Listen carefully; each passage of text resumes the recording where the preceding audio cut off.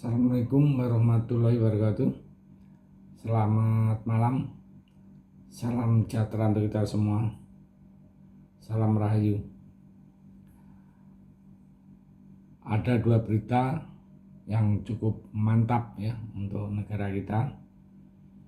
Yang pertama datang dari satelit canggih yang baru yang akan diluncurkan bulan Juni ini. Nah, satelit ini disebut satelit Satria 1, singkatan dari Satelit Republik Indonesia 1, yang rencana akan diluncurkan dengan roketnya Bapak Elon Musk, yaitu Rocket Space. Nah, pertanyaannya, lantas canggih apakah satelit baru Indonesia ini? Buatan mana dan untuk apa satelit militer? Setelah ini kita bahas. Kemudian berita kedua yang juga nanti tak kalah mantap datang dari PT Pindad Indonesia. Perusahaan Pindad ini pun kini sepertinya semakin terkenal saja di mata dunia. Setelah dulu ada Australia dan Malaysia yang datang belajar mengenai industri pertahanan Indonesia. Kini lagi-lagi PT Pindad kedatangan tamu di delegasi resmi negara asing untuk belajar mengenai industri pertahanan. Jadi zaman belajar tapi beli ya.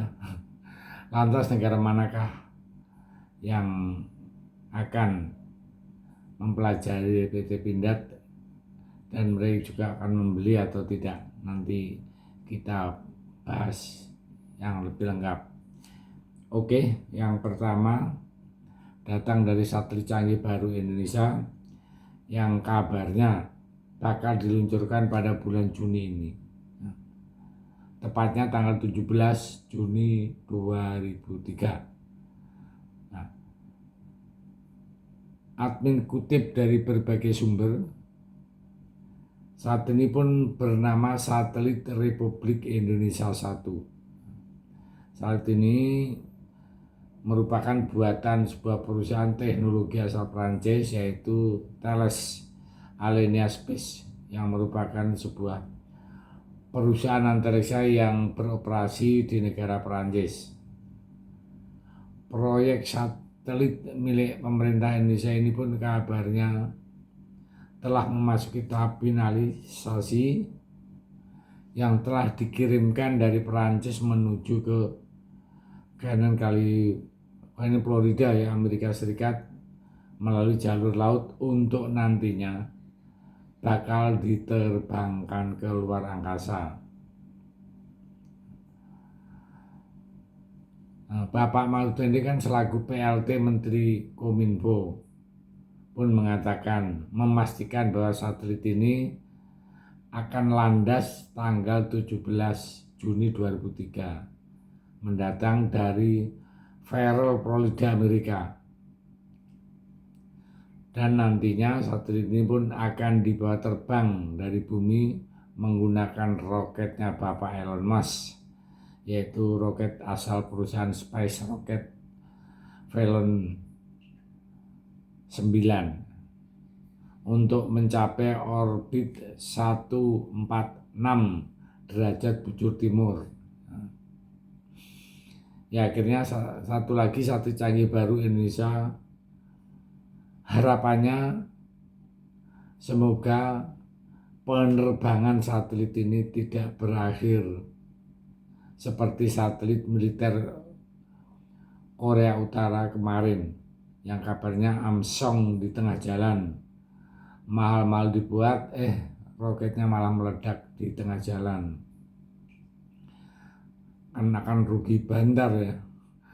Bapak Kim Jong Un setengah mati bikinnya ya, akhirnya rugi banyak ya. Mudah-mudahan untuk Satria ini selamat sampai pada tujuan orbitnya. Nah, kegunaannya apakah ada rakitannya dengan militer? Simak penjelasannya setelah ini. Oke, untuk dari sumber-sumber yang bisa dipercaya, Republik Indonesia ini yaitu alias satelit Satria 1 merupakan satelit baru yang sangat canggih, bos.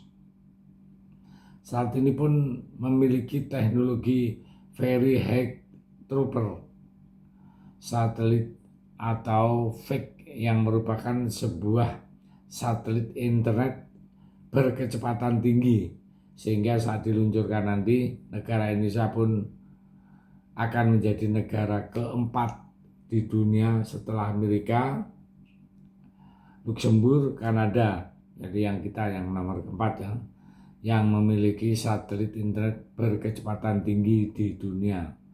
Tak main-main, satelit Satria ini pun akan menjadi satelit internet terbesar yang pernah dimiliki oleh negara di Asia dengan kapasitas sebesar 150 Gbps, di mana kapasitas itu pun sangat mumpuni untuk menaungi layanan internet pada 150.000 titik atau spot di seluruh Nusantara yang belum tertangani oleh Palaparing, yakni sebanyak 54 titik di Sumatera, diikuti dengan Sulawesi sebanyak 23.900 titik, di Jawa dengan 19.400 titik, di Kalimantan dengan 19.300 titik, Papua dan Maluku 18.500 titik, serta sebanyak 13.500 titik di Bali dan Nusa Tenggara. Artinya negara kita Indonesia adalah salah satu negara pemilik satelit internet berkecepatan tinggi pertama di dunia. Oke, nah kemudian untuk dimensinya satelit ini pun memiliki tinggi sekitar 6,5 meter, bobot 4,5 ton, kapasitas 150 Gbps dengan masa hidup sampai 15 tahun lamanya.